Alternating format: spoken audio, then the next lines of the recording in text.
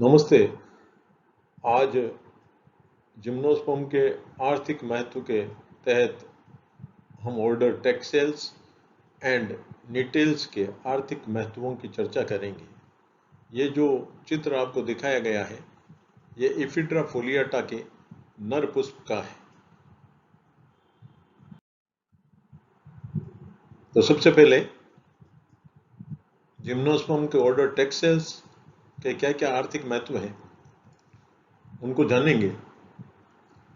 ये ऑर्डर टेक्ससेल्स में टेक्सस पादप है जो आर्थिक रूप से सबसे महत्वपूर्ण पादप है और इसके कई उपयोग हैं।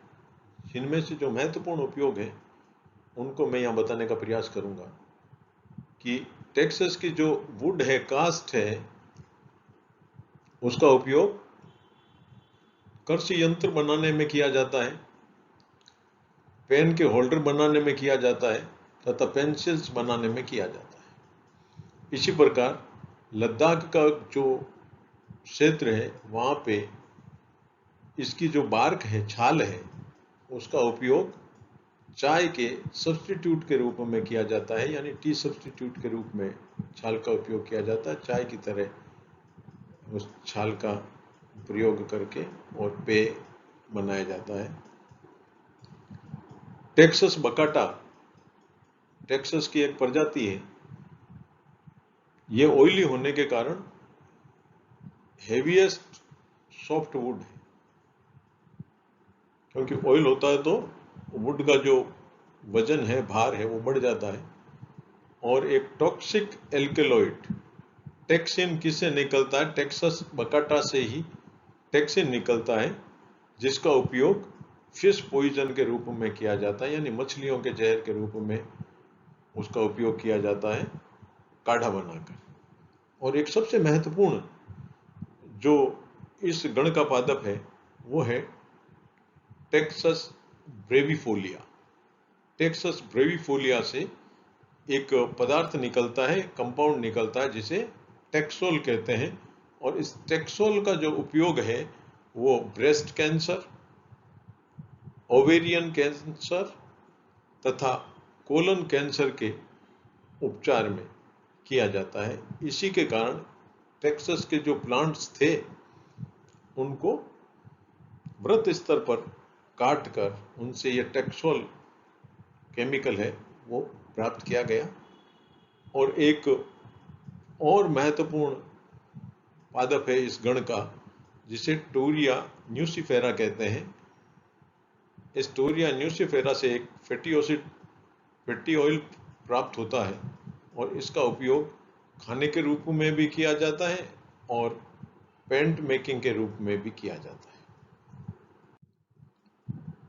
जो दूसरा महत्वपूर्ण गण है जिम्नोस्पर्म का, जो निटेल्स है, और यह सबसे इवोल्व्ड गण है। निटेल्स ऑर्डर के तहत वो जिम्नोस्पर्म आते हैं जिनके जाइलम में वेसल्स पाई जाती है, यानी हाईली इवोल्व्ड जिम्नोस्पर्म है, वो गण निटेल्स में आते हैं। इसके दो पादप हैं, इसमें तीन पादप हैं, इफिड्रा, नीटम, वेल्विस्चिया। लेकिन जो आर्थिक महत्व के आधार पर इफिड्रा और नीटम ये सबसे महत्वपूर्ण पादप है। तो सबसे पहले बात करते हैं इफिड्रा की। जब भी इफिड्रा की बात आती है मैं आप लोगों को बताता हूं कि इफिड्रा ऐसा जिम्नोस्पर्म है जो प्राकृतिक रूप से हमारे कोल्ड और हॉट डेजर्ट, यानी हमारे थार के रेगिस्तान और लेह लद्दाख के ठंडे रेगिस्तान दोनों में पाया जाता है। इससे एक महत्वपूर्ण एल्केलॉइड प्राप्त होता है जिसे इफिड्रिन कहते हैं। और इफिड्रा की अनेक प्रजातियों से, जैसे इफिड्रा जिरार्डियाना जो मैंने बताया था लेह लद्दाख में पाया जाता है, इफिड्रा इंटरमीडिया, इफिड्रा नेब्रोडेंसिस एंड इफिड्रा सिनिका आदि प्रजातियों से पाया जाता है। अपने यहाँ पे जो इफिड्रा फोलिएटा है उसका भी काढ़ा बनाकर जो दमा है उसके रोग में उपचार के लिए किया जाता है। अस्थमा के लिए इसका उपयोग होता है। ब्रोंकाइटिस के रूप लिए उपयोग होता है, और कफ और खांसी में भी इसका उपयोग किया जाता है। और कई तरह के जो नाक से संबंधित बीमारियां हैं उनमें भी इफिड्रिन का उपयोग किया जाता है, और इफिड्रा की अनेक प्रजातियों से प्राप्त होता है। रशिया में इसका जो काढ़ा है, इसका इफिड्रा के तने और रूट्स का सिफिलिस तथा रूमेटिज्म के उपचार में इस काढ़े का प्रयोग किया जाता है। टिंक्चर भी इफिड्रा जिरार्डियाना से प्राप्त होती है, और जो किसके प्रति इफेक्टिव होती है, कार्डियक एंड सर्कुलेटरी स्टिमुलेंट के रूप में इसका उपयोग किया जाता है। दूसरा जो निटेल्स का पादप है महत्वपूर्ण निटेल्स ऑर्डर का, वो आता है नीटम। जी साइलेंट है। नीटम के जो सीड है वो उबालकर और पकाकर खाए जाते हैं। इसकी जो यंग लीव्स तथा पुष्पक्रम है उनका उपयोग वेजिटेबल्स के रूप में किया जाता है, और नीटम की कई प्रजातियां जैसे नीटम निमोन एंड नीटम एसिडलान के जो फाइबर है वो टेंसिल स्ट्रेंथ के होते हैं, और लाइट वेट फिशिंग नेट्स और रोप बनाने में किया जाता है।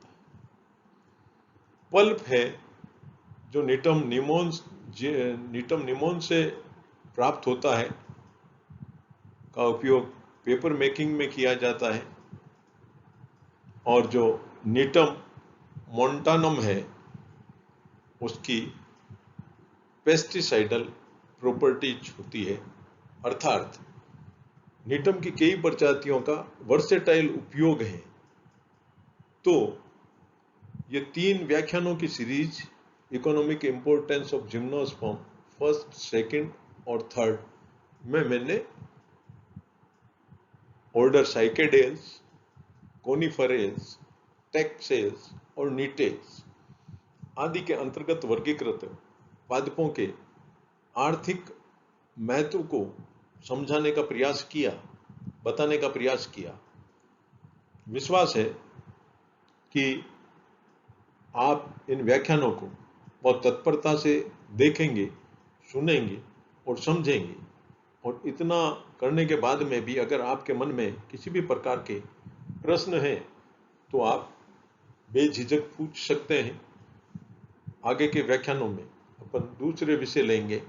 तब तक के लिए घर में रहिए, सुरक्षित रहिए, लेकिन पढ़ते रहिए।